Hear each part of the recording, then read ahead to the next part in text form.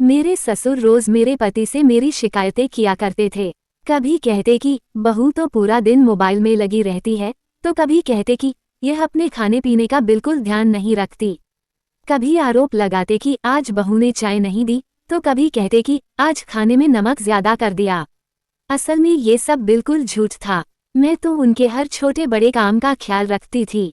फिर भी न जाने क्यों वो हमेशा मेरे खिलाफ बातें मेरे पति से करते।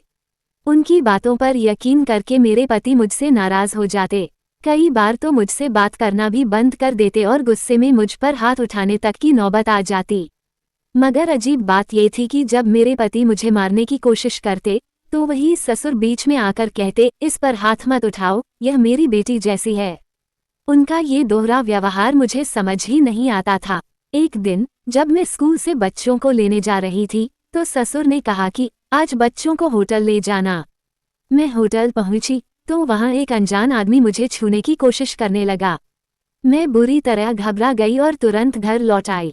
घर आते ही मैंने देखा कि मेरे पति के हाथ में कुछ था। अब मैं अपना परिचय देती हूँ। मेरा नाम शीतल है, मेरी उम्र 24 साल है।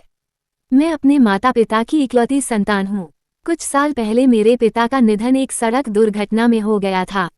उस समय मैं कॉलेज में BA कर रही थी। मेरे कॉलेज का एक लड़का सुमित मुझे पसंद करता था, लेकिन मुझे इस बात का बिल्कुल अंदाजा नहीं था। जैसे ही मेरा BA पूरा हुआ, सुमित अपनी माँ को रिश्ता लेकर मेरे घर भेजा। जब उसकी माँ ने आकर मेरी माँ से शादी का प्रस्ताव रखा, तो हम दोनों, मैं और मेरी माँ, हैरान रह गए। माँ को ये रिश्ता अच्छा लगा और उन्होंने मेरी शादी सुमित से कर दी। शुरुआत में सब कुछ बिल्कुल सही चल रहा था। सुमित मेरा बहुत ख्याल रखते थे, मुझसे बेहद प्यार करते थे। लेकिन धीरे धीरे उनका रवैया बदलने लगा। वे अक्सर मेरे ससुर की बातों में आकर मुझसे नाराज हो जाते। मेरी सासू माँ बहुत ही अच्छी इंसान थीं। वो हमेशा मेरा पक्ष लेती और हर बार सुमित के गुस्से से मुझे बचा लेती। समय बीतता गया और मैं 2 बच्चों की माँ बन गई, लेकिन हालात वही रहे। आज भी रोज की तरह जब मेरे पति घर लौटे, तो ससुर ने मेरी शिकायतें करनी शुरू कर दी। उनकी बातें सुनकर सुमित को बहुत गुस्सा आ गया और उन्होंने मुझे मारना शुरू कर दिया। मगर हर बार की तरह इस बार भी मेरी सास ने बीच में आकर मुझे बचा लिया। मेरे पति सुमित पर जब ससुर ने फिर से मेरी शिकायत की, तो उन्होंने गुस्से में मुझे मारना चाहा। उसी समय ससुर बीच में आ गए और सुमित से बोले, तुम बहू पर हाथ क्यों उठा रहे हो? यह मेरी बेटी जैसी है। और फिर इसने कोई बड़ी गलती भी नहीं की है, बस चाय में चीनी थोड़ी ज्यादा डाल दी थी। सुमित ने गुस्से में कहा, पिताजी, अगर आपको कुछ हो जाता तो आज मैं इसे बिल्कुल भी नहीं छोड़ता। ये कहकर सुमित गुस्से में कमरे में चले गए। मैं भी उनके पीछे पीछे खाना लेकर कमरे में पहुंची और धीरे से कहा, आप खाना खा लीजिए।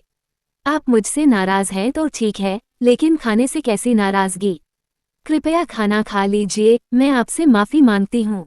सुमित ने मेरी ओर देखते हुए कहा, ठीक है, इस बार तुम्हें माफ कर रहा हूँ, लेकिन आगे से अगर पिताजी की कोई शिकायत मिली तो मुझसे बुरा कोई नहीं होगा। इसके बाद हम दोनों ने साथ में खाना खाया। जब उनका गुस्सा थोड़ा ठंडा हुआ, तो मैंने धीरे से कहा, आपको तो पता है कि मैं हर काम बहुत ध्यान से करती हूँ। मैंने जानबूझकर कभी कोई गलती नहीं की। मुझे तो ये भी समझ नहीं आता कि पिताजी की चाय में चीनी ज्यादा किसने डाल दी। मेरे पति सुमित ने मुझसे कहा, ठीक है, आगे से तुम और ध्यान रखना। उस दिन मेरी सास अपनी माँ से मिलने गई हुई थी, इसलिए घर की सारी जिम्मेदारी मेरे ही कंधों पर थी। मैं हर काम बहुत ध्यान से करती थी, लेकिन न जाने क्यों हर बार मुझसे कोई न कोई गलती हो ही जाती थी। मुझे समझ नहीं आता था कि मेरे साथ यह सब क्यों हो रहा है। अगली सुबह जब मैं उठी, तो सबसे पहले घर का सारा काम निपटाया। तभी ससुर ने मुझे रोका और कहा, आज मेरे कुछ दोस्त आ रहे हैं, उनके लिए खाना बना दो।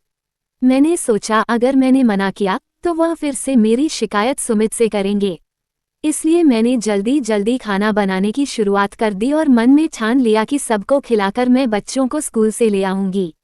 लेकिन खाना बनाने और मेहमानों को खिलाने में इतना समय लग गया कि जब तक मैं फ्री हुई तब तक शाम के 4 बज चुके थे।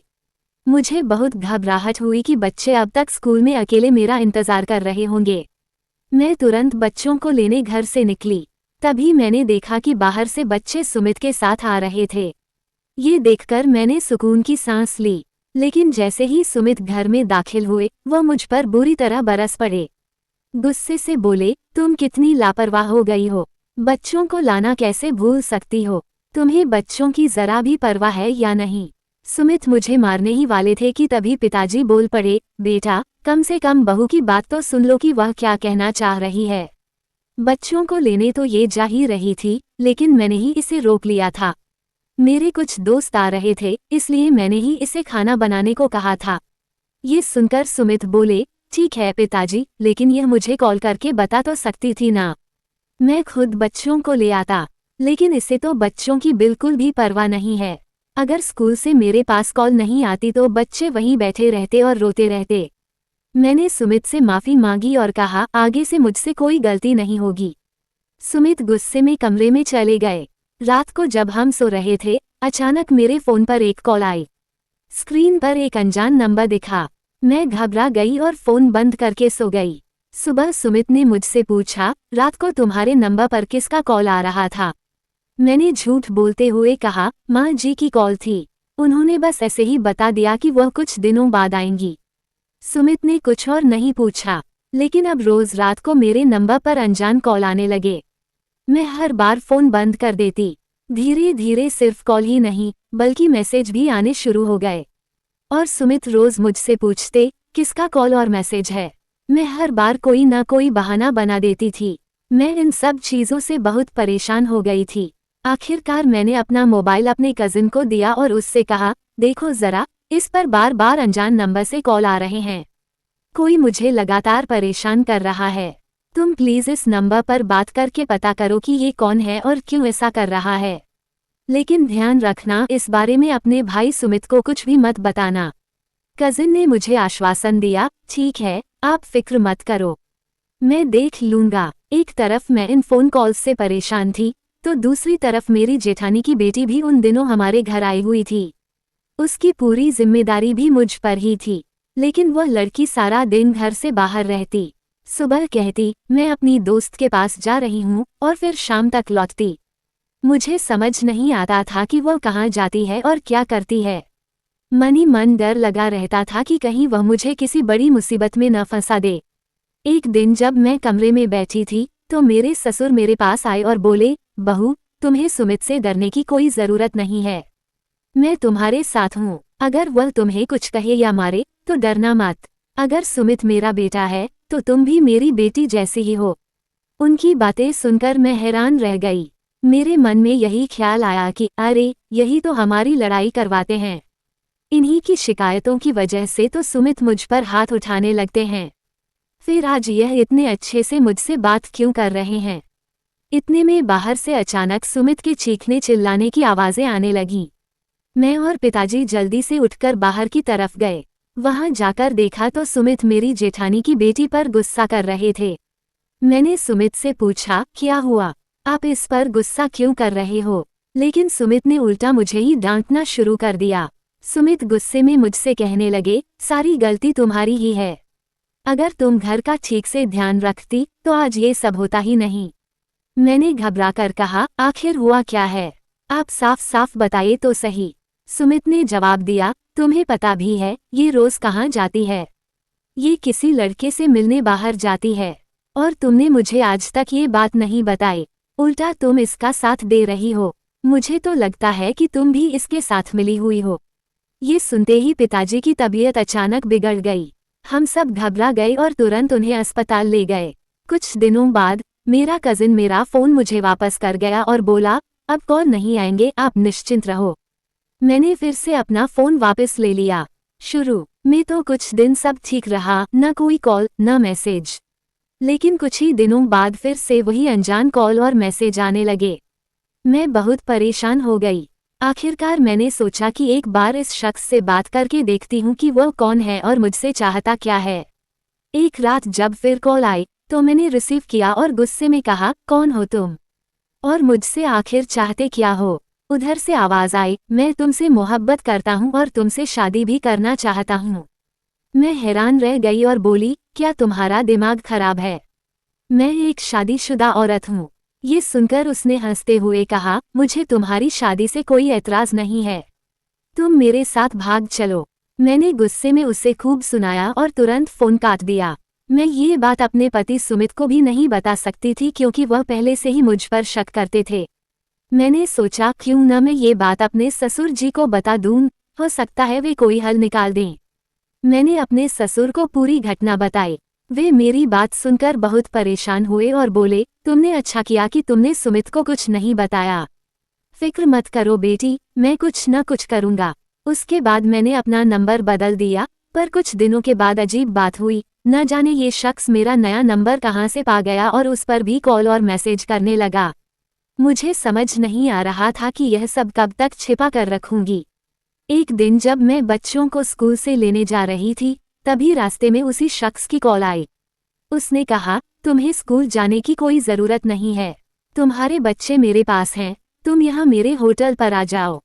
मैंने जोर से इनकार कर दिया, तो उसने धमकी दी, अगर तुम मेरे पास नहीं आई तो मैं तुम्हारे बच्चों को नुकसान पहुंचा दूंगा।